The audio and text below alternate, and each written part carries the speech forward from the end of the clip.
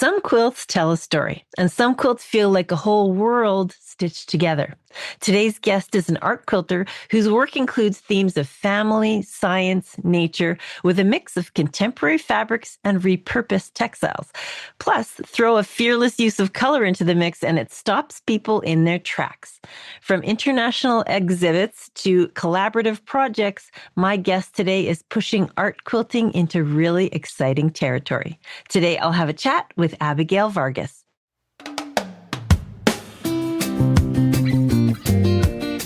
Hello and welcome to the Quilter on Fire podcast. I'm Brandy Maslowski, a former firefighter turned quilt professional. As a quilt teacher, speaker, and judge, I travel the globe to bring quilters more joy and less overwhelm. Not too long ago, the quilty life I now lead was just a dream. After many lessons and a lot of hard work, I've transitioned from juggling a day job and a quilting business on the side to becoming a full-time quiltpreneur. I started the Quilter on Fire podcast to create a vibrant community of quilters, artists, and makers. Each episode brings you inspiring stories, insights, and the pure joy of guests from all over the world. If their stories uplift you and spark joy, you're in the right place.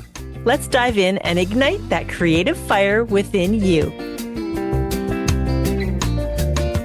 Today, I'm sitting down with Abigail Vargas, a contemporary textile artist based in Winters, California, whose work is vibrant, thoughtful, and deeply rooted in storytelling. Abigail creates quilts inspired by nature, science, and family, to name a few, often combining contemporary fabrics with vintage and repurposed materials to add layers of meaning and texture to her work. Her quilts have been exhibited at shows like QuiltCon and Quilt National, the San Jose Museum of Quilts and Textiles, as well as international exhibits in Taiwan. Abigail brings together so many influences, modern art, folk art, collaborations, even science, and turns them into quilts that feel emotional and alive. I first saw her work at QuiltCon when I interviewed her for Quilt National, and I was instantly drawn in by her quilt, Bumblebee Jasper. I wanted to look at every detail.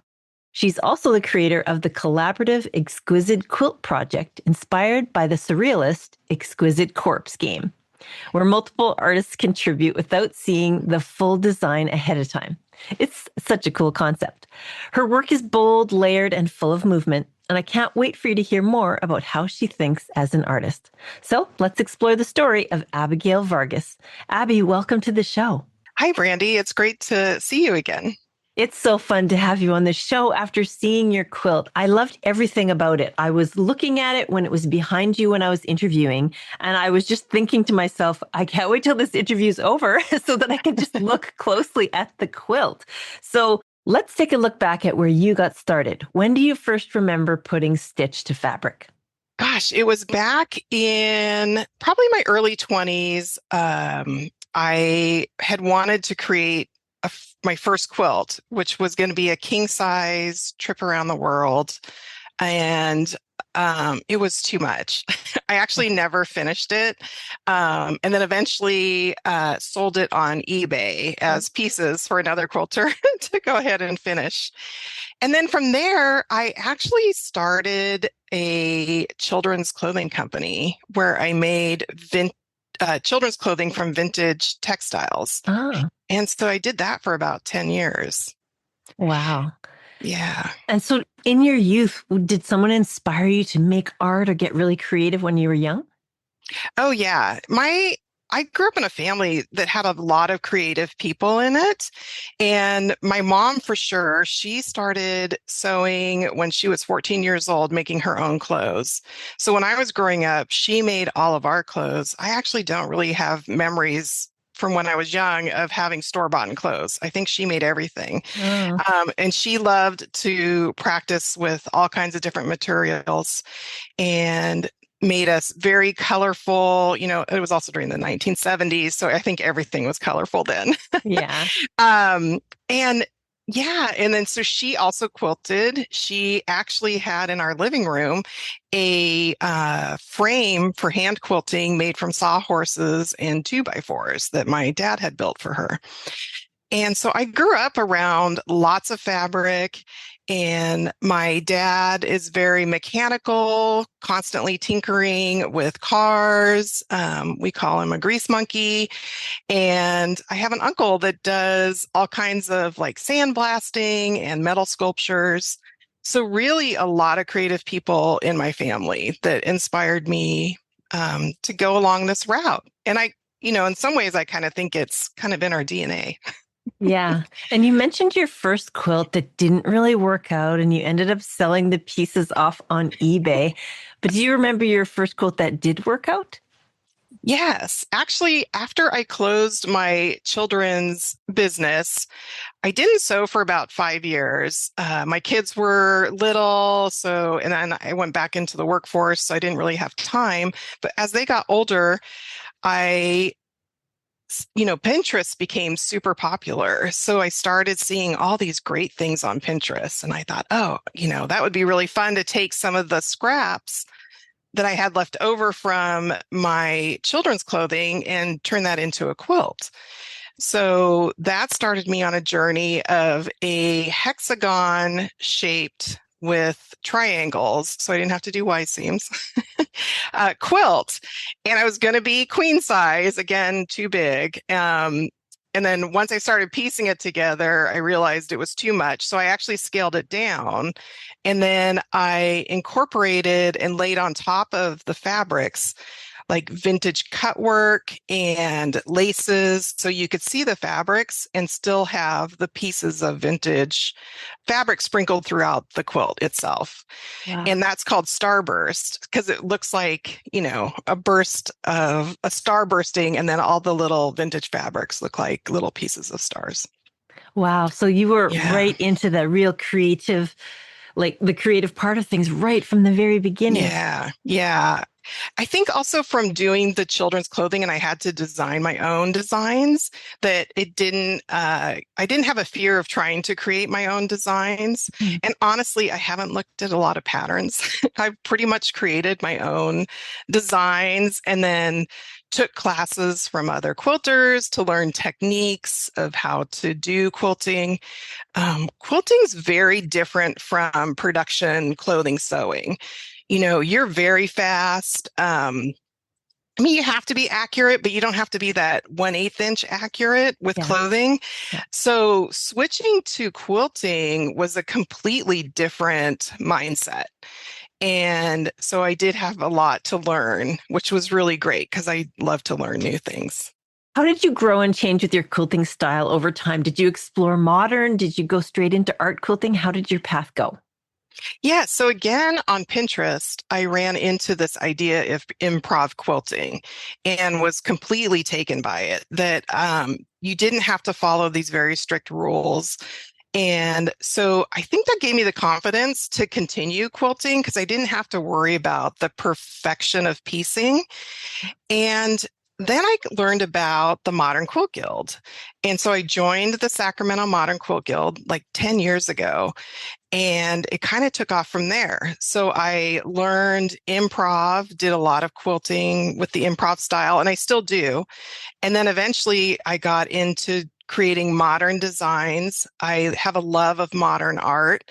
And so it was a natural fit for me. And then from there, I really wanted to take my style to the next level. And at the same time, I was kind of trying to figure out what my style was.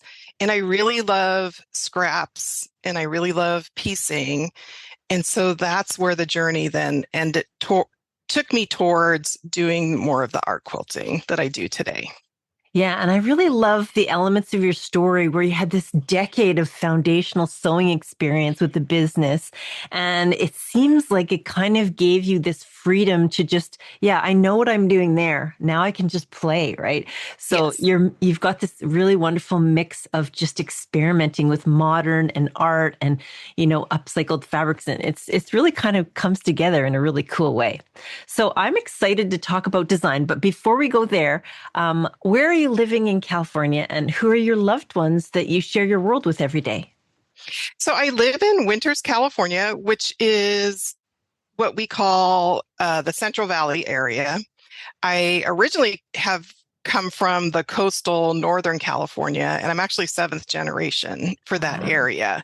Yeah. And so I've lived here all my life, and my husband and I have a home here in Winters, and we have two adult children. One, the final one, finally moved out and lives near us with his wife. So we became empty nesters last year, and I have a very close relationship with my dad, who lives in Idaho, and he's probably my biggest fan. He constantly shows other quilters my pictures and tries to sell my patterns for me, which is really Aw, great. Yeah. that's really sweet. Okay, Yes. so easing back into the story, you had this really nice 10-year business with creating children's clothing. Was there kind of a defining moment when you felt, okay, I think quilting is going to be my thing. I'm going to do the switch. I'm going to stop the business and start making art for a living? I stopped the business for several reasons, and then and had to go back into the corporate world, where I became a business process analyst and used a lot of my creativity there in that job position. So when my kids got older and I had more time, I realized that the part I really loved about the children's clothing was when I got to design and create new lines, new designs for to sell. So I had missed that part of the business. And so in the beginning, I didn't want to do the quilting as a business. And I probably could have at that time, Mhm. but I figured, let me take this time to have the freedom to create whatever I want without the burden of trying to make an income with it. So I was working, and then and now I've retired. Ah, So, and now I'm switching back into doing some teaching and lecturing. And so it's really fun. yeah, now it's time to quilt. And so that is the perfect little segue right Oh, into great. design. So you've Yes. moved from modern to art quilting in sort of this beautiful collage style. So when you see something in the world that sparks an idea, how do you capture that? Is it pencil to paper in a sketchbook? Do you go digital, or do you just start throwing fabric on the wall? I actually have several different ways that I will come up with creations, kind of depending on, it's really kind of a problem solving situation, and how am I best going to get to my end result that I want to. So sometimes it will just be a sketch in my notebook, and then I'll use software to translate that into a quilt pattern. And other times I may do what I call a fabric sketch, which is like a 20 by 20 inch. I'll do raw edge fusible applique, and I actually don't stitch it down. And then I will take a photograph of it and then translate that into the larger quilts. And then sometimes I take photographs and then create the patterns from those. So I have multiple ways that I'll do my designs. Yeah. Yeah, and it's nice to test things out on a small Yeah. scale before going big, right? Yes. Yes. Yeah, I love that. Yes. Okay, so where do you pull your color inspiration from? Gosh, that's a tough one for me, because I think color has always been part of my life. And even with my clothing, people have always said, wow, you always pick the most colorful colors to wear. I'm not like a person who's attracted to, the lower volume colors. And I think a lot of that too comes from my love of flowers. I mean, I loved flowers growing up. I wanted an English garden. I didn't know how much work it would take, so I don't have one. But that whole collage and kaleidoscope of colors that are out there in the world. Okay, so with the new quilty biz since retirement, what do you bring to the world with your business in a nutshell? So right now, I really want to share the techniques that I've created. And a lot of them are techniques that are out there now that other quilters do teach, but I've kind of put my own spin on it.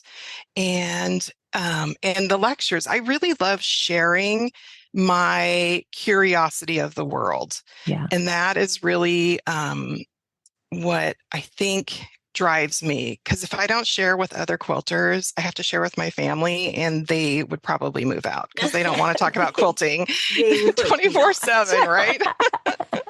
They would not. But it is really good to share your work with the world in lectures and on display, right? So, what was your very Yeah. first fine art quilt on display?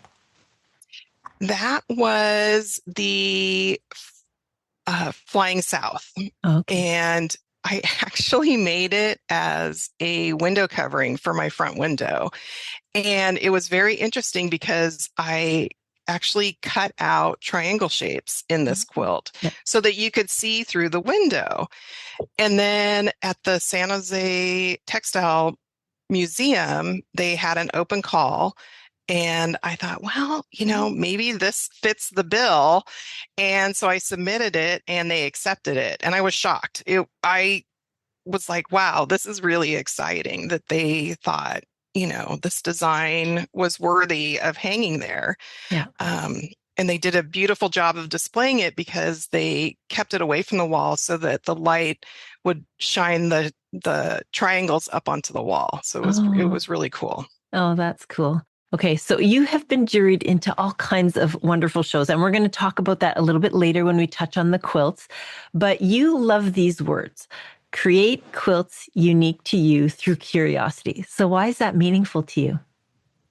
Because that's really at the heart of why I'm doing what I'm doing, is that every day, I'm always looking for something new in the world that makes me curious, fills that wonderment. And that's really how I fill my day. And it's not something that I learned to do. I think it's just something that I've always done. And that's really what I want to share with others. I want people to, from far away, when they see my quilt, to go, oh, look, that's kind of cool. And then when they get up really close, like there's more to see. And you get that wonderment of, oh, well, why did she do that? I want that element of surprise and to share with people that, like, this is how I create stuff. I'm constantly looking at things around me and making connections with them. It sounds simple, but it's actually kind of a complicated process that my brain does. Yeah, well, it's exactly what happened to me when I saw your quilt in the Quilt National booth at QuiltCon. I was just drawn right in. I was like, this is unique. This is different. This has some kind of story that I need to know about. So I was very glad to see that and be able to talk to you about it in person. Okay, so let's move on to your website. So it's avargasdesigns.com. So if people are taking a look at your website for the first time, what will they find there? They'll find the works that I've created, and they'll also find lists of lectures that I do and workshops that I do. I'm, very open to working with guilds, across the country. I do travel. Right now, I'm only doing in-person workshops, but I do my lectures through Zoom or in person. And you can also find information about a collaboration that I do called Exquisite Quilt. Yes, and we're going to get into that in a minute. We're about to talk about that. But I want to mention your Patreon as well, because you talked already about how you like to help your students or your, the people that you have in your community translate their creative ideas into quilts. So tell us a little bit about what you offer on Patreon. So Patreon is new for me. I actually chose to do it to manage the Exquisite Quilt #7 that I just launched. I have 35 participants, which is a huge amount. And so I needed an area to manage all of that, because there is a lot to manage when you're getting stuff and information and communicating with 35 different people on a quilt. So as I was doing lectures and workshops, people were signing up to follow along the Exquisite Quilt. It was a paid tier that I had. So now I've set up 2 new tiers, which one is called the Modern Quilter, and the next one is called the Art Quilter. With the Art Quilter, you get to also do a Zoom meeting with me and a small group of people. So we explore what tools to use for creating designs. And a lot of people ask me about this at my lectures and workshops. And so I want to show them, how I use software and how, and other tools that I use for creating these designs. Yeah. And I think people are very interested in learning those types of tools for themselves. Yeah. Well, if they sign up, right? So it's a great place for people to, first of all, support you as a creator, but then they get this closer connection with you and they get to talk and be involved in the modern quilting and the art quilting and all the fun that you're doing. Okay. Yes. So I want to talk about Exquisite Quilts. It started in 2021. Is that right? Yes. Okay. Let's talk all about it.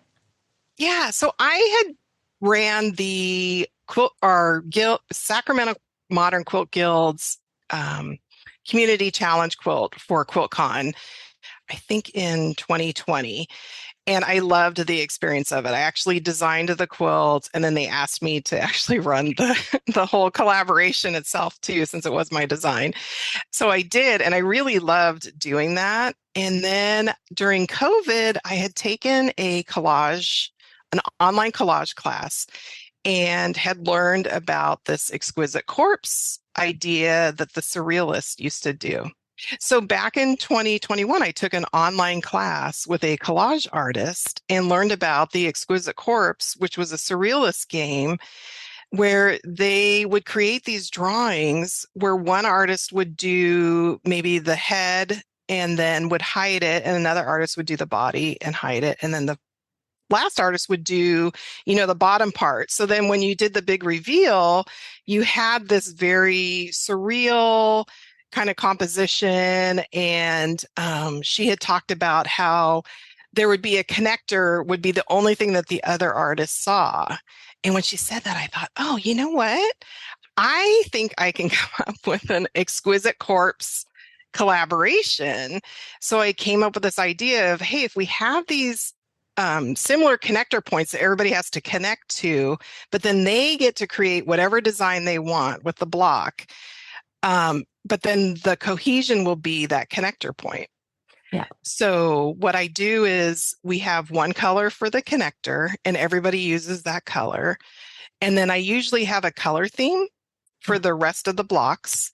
So for example, quilt number 7 that we're working on right now is yellow, orange, and green. And they can use whatever shade they want. So they're not stuck with just one shade of those colors. And then they create whatever design they want. They just have to incorporate in the connector color at some point and at a specific point in the block. So then when I get all the blocks, I have no idea what anybody's sending me. They don't know what anybody else is doing. And these blocks come from across the country and from Canada. And then I'm the one that has to then figure out how to make it work and get it laid out. That is so cool. That is such a cool concept because it gives people so much creative freedom, but then it also gives them this little parameter that it must connect. I love it. It's just a really good idea. Okay, so how do people get involved in this if they're interested in being part of it in the future? So I will probably do a quilt every year. It's funny. I never thought I would have 7 quilts. I thought it was going to be like a 1 or 2 quilt thing. Yeah. So next year I'll do Exquisite Quilt number 8. And then I am working on a Zoom, a workshop where if somebody wants to do their own exquisite quilt, that I give them the tips and tricks about that. And then I'll have a pattern that they can use to follow, to give to their participants also. Wow. So 35 participants in quilt number 7. It's still being worked on. Has the Exquisite Quilt, any of them been, I think you told me that they were featured at Houston, or was one quilt featured at Houston? Yeah. So actually last fall in 2025, I was given a special exhibit for all 6 quilts to be shown at one time. And that was the first time they were all together. And the reception was phenomenal. I was so amazed at how people responded to the whole exhibit itself. I hope to get more exhibits in the future. And as we add more quilts, it'll, those exhibitions will change and we'll have more quilts to show. Yeah, well, 6 would have been a wonderful display. And once you get 10 or 12, you'll be able to say, this is a whole, a whole collection of quilts. That would be great. And the exciting part of this is that both traditional and modern quilters love this quilt because I can take any style of block. I can take a traditional block, I can take a modern block, an improv, whatever style it is, and make it work in here. And then the other exciting part is that people that are new to designing, I don't need super complicated blocks, even simple blocks. So the participation level is really high for doing this project. Yeah, it's so cool. I'm going to read a little bit of stats here. So to date, Okay. Exquisite Quilt has resulted in 6 quilts created with the contributions of 70 artists and 293 individual blocks. The 7th quilt is currently in process with 35 participants. Again, avargasdesigns.com is where to go to find out more. And if you want to be a part of this or, learn how to make one yourself. So that is so cool. I love everything about that project. So I want to go back for a minute and talk a little bit more about community because it's something you really care about. And this whole Exquisite Quilt thing is a big part of that. But you're also a SAQA volunteer. So tell me about that. Yeah. So after we spoke, I realized that I am actually doing 3 different things with SAQA right now. So I had 3 years ago, I didn't really understand the whole artist process of being a textile artist. So I joined their SAQA mentorship program and was a mentee with Laurel Izard, who's an amazing quilter herself, and learned and got the confidence to be a textile artist through her. And now this year, since I retired, I am now a mentor for another up and coming quilt artist. And so that's been really exciting. And then I'm also for the SAQA Northern California, Northern Nevada region. I'm now their exhibition chair. Yeah. I'm also co-creator of a exhibition that's coming with Southern California, Southern Nevada, Arizona, and the Northern California, Northern Nevada region. So it's very exciting. Yeah. So SAQA was a big deal for you. And it's so nice to see that you are giving back in such a big way to an organization that's given you so much value to start with, right? Yes. Yes. Great. I love SAQA. Yeah. Okay. So let's talk a little bit about your quilt travel highlights as a teacher and speaker. Yeah. So earlier this year, I got the pleasure of traveling down to the very bottom of Texas near McAllen and met with a guild down there that was an amazing experience. And then last month, I went to the San Francisco Quilt Guild and did a lecture with them.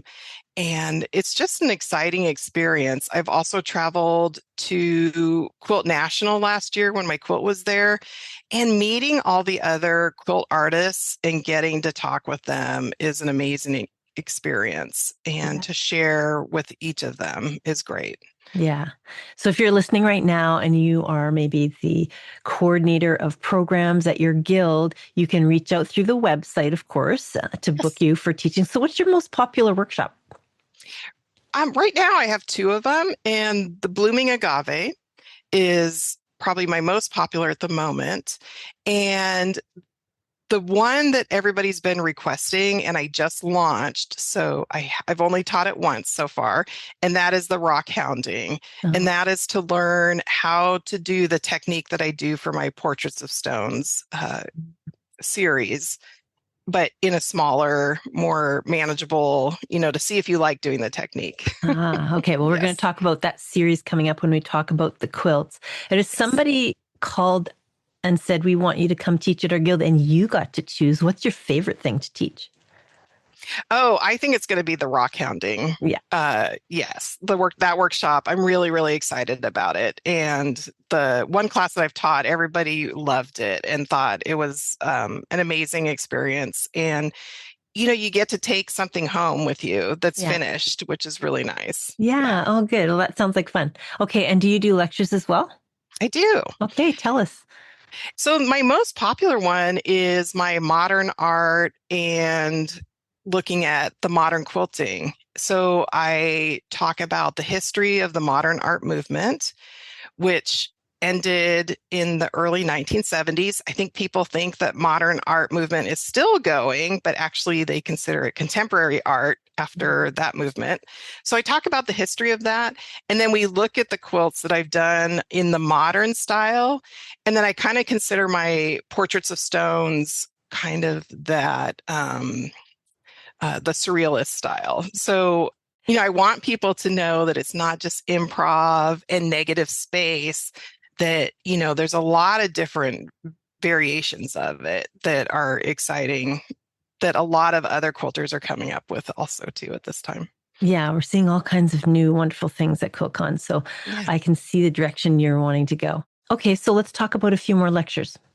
So the other lecture that's really popular is my repurposed and salvaged lecture. So I love playing with scraps and all of my pieces of scrap fabrics. So I do a lot of those quilts that I end up gifting to a lot of people. And I've also taken and repurposed a lot of the materials that I've collected over the years. I collected tons of vintage fabrics and a lot of different textiles that I've put into quilts also. Is there a quilt or quilt project that's been most memorable for you? I think it's my quilt, I Inherited Their Wishes. So my grandmother lived till she was 104, and she only passed away 3 years ago. Mhm. And 4 months later, my mom unexpectedly passed away also. So suddenly, and I also should say is that my grandmother was a genealogist, and she also recorded all of our family stories. So we're talking like 2 5-inch binders of family stories. And so suddenly I became the owner of all of this information. And also, my mom kept diaries, my grandmother kept her diaries. So I'm in the process of converting all of that digitally, because I am worried that, keeping it in a hard copy, that it'll be lost forever someday. Yeah. And so that quilt kind of came after they both passed. And then I had all of this stuff there. And it really invokes this feeling of I inherited their wishes, And so now I'm taking the things that were important to them and, continuing that tradition from them. Oh my gosh, it must be just so heartwarming, but heart-wrenching at the same time to just read things you didn't know ever happened or existed. Yeah. Gosh, but I'm so blessed that they did that. And I do want to encourage people out there, like, write your stories down, because, I'm amazed at what my grandmother collected. I mean, she collected stories from the 1800s from family members that aren't here anymore. And now we have a record of that. Yeah, so wonderful. So in your creative practice, what brings you joy? Again, it goes back to this curiosity and wonderment. I consider myself a hyper creative and hyper analytical person. And so my brain constantly needs to be fed those activities. So quilting really brings the joy of that for me, because I can take the things that I've seen out in the world that I'm curious about and have wonderment about and translate that into designs. Yeah. And you are really doing that in a big way. Thank you. Thank you. You're welcome. Okay, so right now we're going to take a quick break. And then when we come back, we're going to talk all about Abigail's studio space, some more quilts, of course, and what's coming soon. We'll be right back. Quilter on Fire is now on YouTube, and it's packed with brand new weekly content. What's waiting for you? Fun and easy tutorials to follow, exciting unboxings, exclusive interviews with top quilters and artists at the biggest quilt shows like Houston and QuiltCon. If you love Quilter on Fire on the podcast, you're going to be blown away by our YouTube channel. Don't miss out. Subscribe to Quilter on Fire on YouTube today.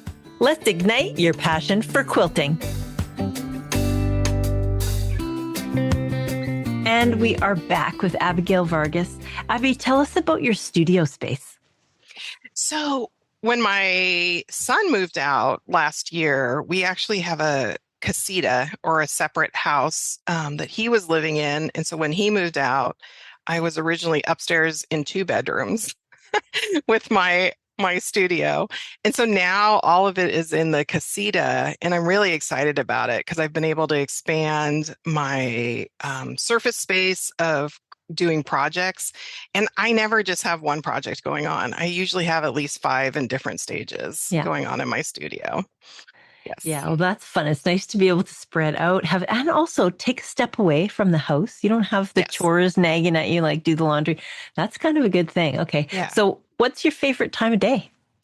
Oh, first thing in the morning. I probably have my most creative moments after I've had my coffee in the morning. Yes. Me too. I love that time of Yes. day. Yes. Okay, what's the best thing you do for your own self-care? I think it's, I really try to set time limits on when I'm doing tasks, especially in my studio. I usually try to set like 1 hour chunks of time. After 30 years of doing computer work, my hands do have issues. So, when I get in the zone, I'll just keep going and going and going. So now I set timers for myself to make hard stops so that I don't wear out my hands with doing this creative process. That's such a good idea because sometimes you just get into that creative flow, right? And then you don't realize Yes. and the next day you can barely move. Yes. Great idea to Yes. set that timer.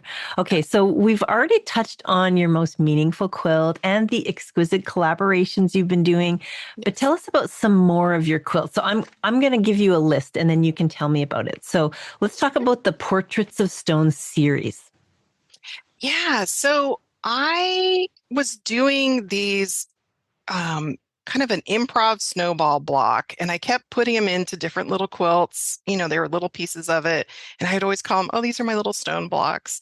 And then I took a class with Nancy Crow for 2 weeks, and part of that is you had to come up with your own design in the second week. And we were doing a series with strips, and suddenly I realized when we were cutting them up, I was like, gosh, this kind of looks like an agate. And my grandmother collected rocks. My mom collected rocks. I collected rocks with my children. My children at one point had a rock collection also. And I still have tons of rocks. And I thought, this would be a really cool thing to translate into quilts. And these rocks are only about 2 inches, in diameter. And so I'm taking those and blowing them up into what I call their own portrait. And it's been a really exciting journey for me. It's been the first time where I've felt like I could keep going with a series and I wasn't bored with it. And I didn't need to move on to something else. Yeah. Yeah. And one of your quilts in that series, Verdigris Haze, won an award of merit. So where was that? Yeah, so this was at the Craft Forms exhibition in Philadelphia. They do it every year, and it's actually an art exhibition with other craft arts. So they'll have furniture, jewelry, sculpture, and then fiber arts. And so I was juried into the show. And yeah, so one of my quilts was there and won the award of merit. I was really excited. Yeah. Okay. And you also won a 3rd place in group quilts at QuiltCon 2024. So tell us about that one. Yeah. So that was one of our exquisite quilt number 3. And all of them, or 5 of them, have been juried so far into QuiltCon. Wow. So the 3rd one actually won a 3rd place in the group category. So that was a really exciting time for everybody. And we were all so shocked and surprised. So it was a fun thing to celebrate. Where were you when you found out? I actually was at home. I wasn't able to go to the show. It was on the East Coast that year and I was working. So sometimes, traveling during that time took up vacation time. So I had to be very judicious about when I traveled, and that year I couldn't travel there. So I saw it on, the screen like everybody else from home. So how did you connect with everyone to kind of make sure everyone knew, or how did you feel when everyone was finding out who was part of that quilt?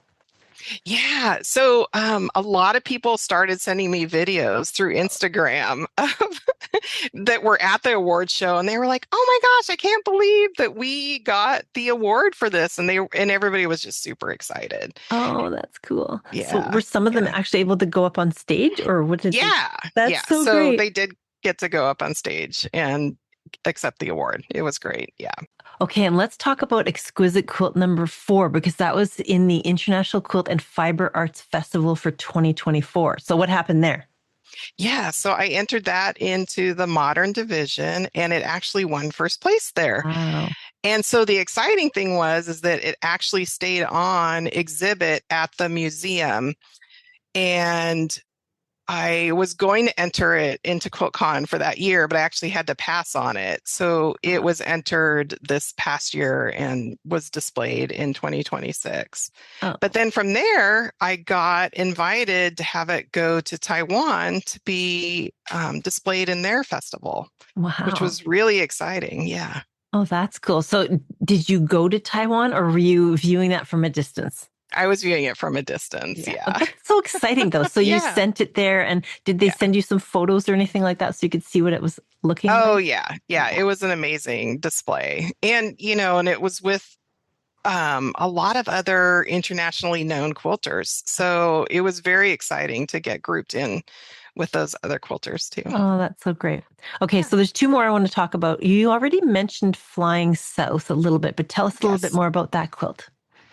Yeah. So that was an interesting, I wanted to look at cutting a hole in a quilt and how to accomplish that made it look good and didn't unravel or come apart.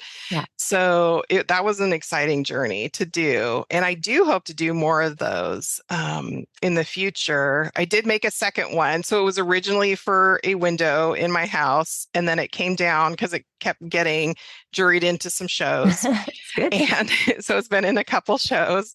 So I did have to create another one, which is now actually the window covering there also. Yeah. And the exciting part is I actually used an antique sheet and antique sheets were used typically all cotton. So it was kind of that heavier texture to it. So it really gave it a lot of body. And I did kind of a whole cloth quilting motif on it. So there's no piecing that's put into this quilt.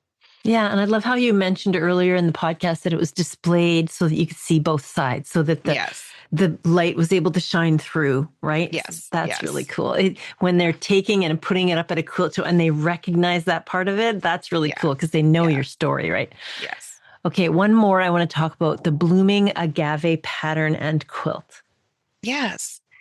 So I originally designed that quilt for my husband. So he is Mexican American and has dual citizenship. So I wanted to create a quilt design to gift to him. And so it's based off of the motifs you find on a Mexican blanket that have the points on it. So I took a very specific part of it and created this design. And it was hilarious because when my kids were little and it was up on my design wall, they kept telling me it looked like Transformers Oh, before that's I had cool. it all put up there. Yeah. So I had gifted it to him. And then I had also shared it at my guild and they were like, you need to enter that into QuiltCon. And at this point, I had not been juried into any show and I really hadn't been putting quilts into shows. Yeah. So I sent it in and it did get juried in and I was super excited. So my husband doesn't get the quilt anymore because it travels around all the place. But and then it was kind of the beginning of everything, right? Yes. Yeah. And now I have a pattern that I've written to share that technique with people. And people really like making that quilt. It's fun. Oh, good. So, of course, you can find that on the website. Yeah. So just sort of to recap, if I'm listening well today, you have this amazing Patreon where you share creative process, art patterns, the way you design things. You have 2 new workshops, the rock hounding and the sacred stones, right? Have we talked about both of those or just the rock hounding? No, actually, the sacred stones is a really fun improv workshop that I'm doing. And I love making them because I'll take leftover blocks from other projects and cut them up. And the idea behind this workshop is to have people quickly compose their blocks and not put a lot of thought into it, and then step back and let their curiosity, okay, what did I get from making this block? Yeah. And could I use what I've learned from making this block into other designs that I do? And then the fun thing is if you make an ugly one, like when you put them all together, you don't see the ugly block anymore. They just look fabulous all together. Well, both So it's a those really great workshops way to, so it's a really great way to explore your creativity. Yeah, they both sound really fun. Okay, and on your design wall right now, I can see behind you, not everyone can see this on the podcast, but it's Exquisite Quilt number 7. So what's the journey for that one? What's the timeline? So the timeline is that we started it in February. We put the call out, people signed up, and then they had from March until the end of April to finish their blocks. I now have all the blocks and I've started to do the layout. Yeah. And the surprise will be with this quilt is that I actually put the blocks on point. I haven't done this before. Yeah. And then I'm going where the triangle parts on the sides, I'm actually going to use the connector fabric to tie it all together. Yeah. Yeah. So I did want to try to do something different for the layout that I haven't done before. And I think putting it on point really did it this time. Yeah, that'll be so great. Okay, so if people are thinking, oh my goodness, is there any way I can be involved in Exquisite Quilt number 8? Where should they go? I recommend signing up for my free newsletter through Patreon. Okay. It's a monthly newsletter that I put out of what's going on and what's happening. So when I'm ready to launch number 8, it will come out in that newsletter. And I also announce it on Instagram and my Facebook page. So, there's several ways to see it, but the newsletter is probably your best one because, the way the algorithms work with Instagram, you don't always see what somebody's posted. Yeah, so very easy to find. I'm talking to Abigail Vargas today. So it's avargasdesigns.com. You can go there on the website to sign up for that newsletter. Now it's time for the lightning round robin. It's a series of rapid fire questions and it's super fun. Are you ready?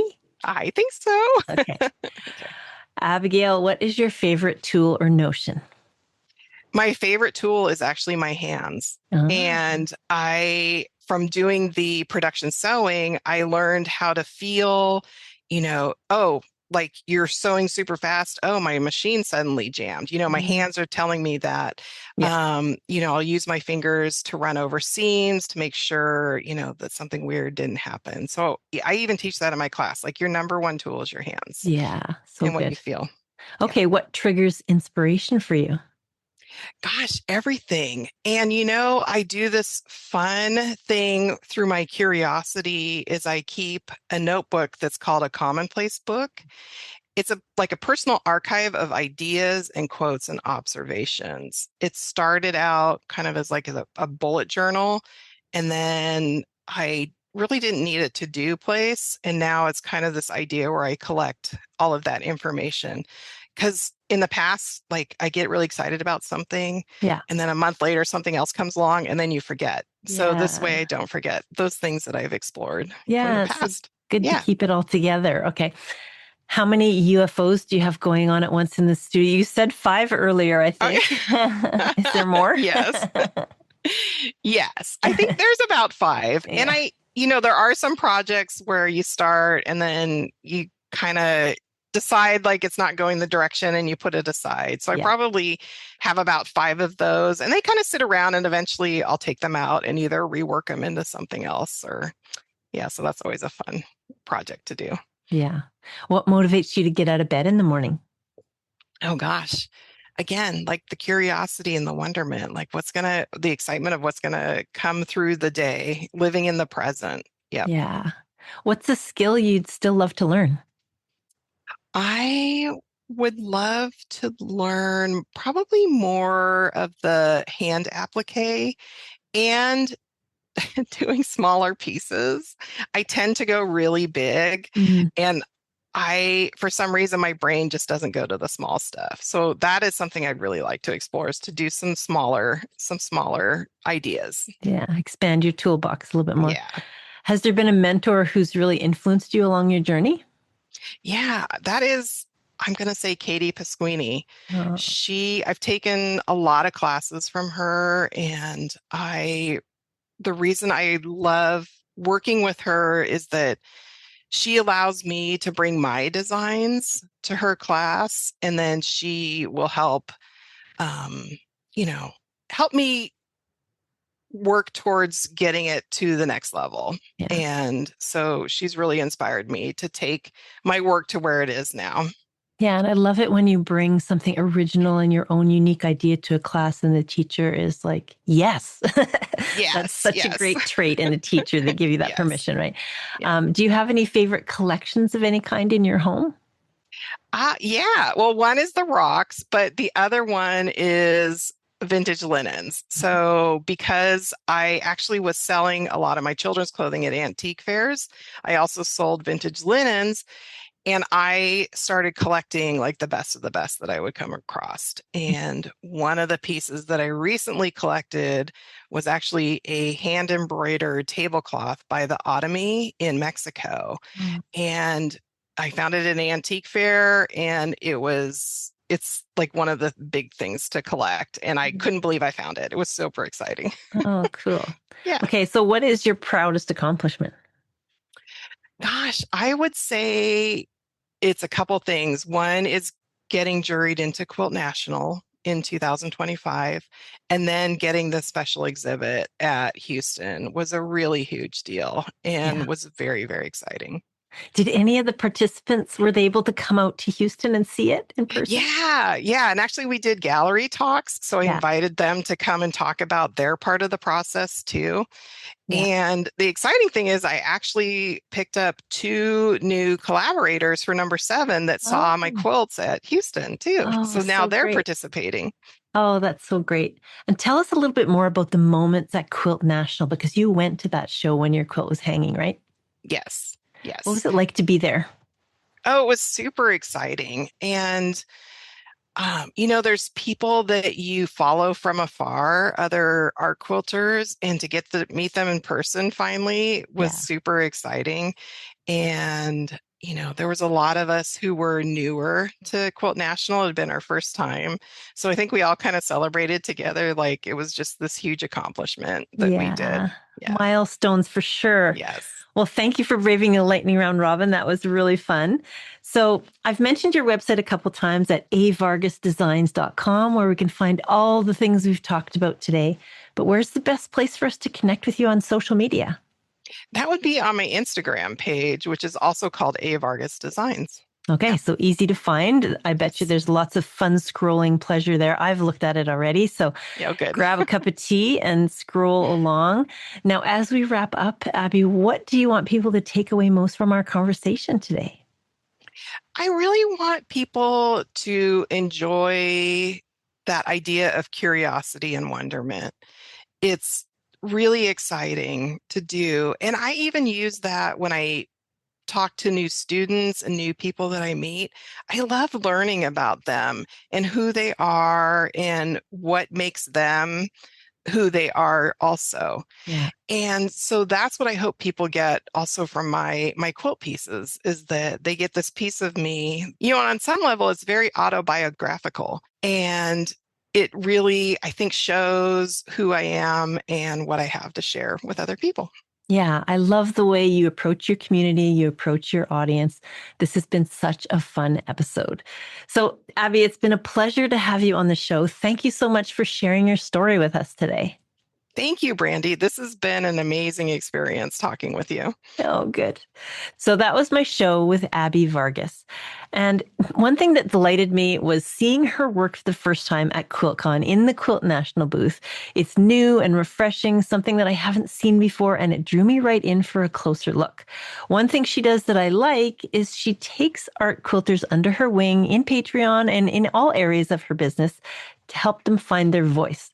And coming soon, make sure you watch for more exquisite collaborations. The 7th quilt is currently in process, like I said, with 35 participants. So go follow her on Instagram at @avargasdesigns and keep an eye on what she's up to. And today, I loved sharing the story of Abigail Vargas with you. Just give me 30 seconds of your time. Two things I want to say. The first thing is a huge thank you for listening and tuning into the show week after week. It means the world to me and my team, which consists of James, my podcast producer, DG, my virtual assistant, and Luna, my chocolate lab. This podcast really is a dream that started with the notion of surrounding myself with people who lift me up, but it has turned into so much more than that. We absolutely couldn't have imagined becoming an award-winning podcast. But secondly, we feel like we're only just getting started. And if you enjoy what we do here, please go to your favorite social media, whether it's Facebook, Instagram, TikTok, or even YouTube, and follow Quilter on Fire. It's one small thing you can do for free to support this show. And here's a promise I'm going to make to you. I'll do everything in my power to make this the best show I can, just for you. Thank you for listening. Thank you for listening to the Quilter on Fire podcast. Remember to rate, review, and follow us on Apple Podcasts. Your support helps me reach more quilters just like you, striving for that perfect quilty lifestyle. Click on those 5 stars and share what you loved most about today's episode. Don't forget to hit the follow button if you haven't already. With new episodes dropping weekly, you won't want to miss out on the inspiring stories and tips we have in store. Until next time, dream big and have fun in the studio with the Quilter on Fire.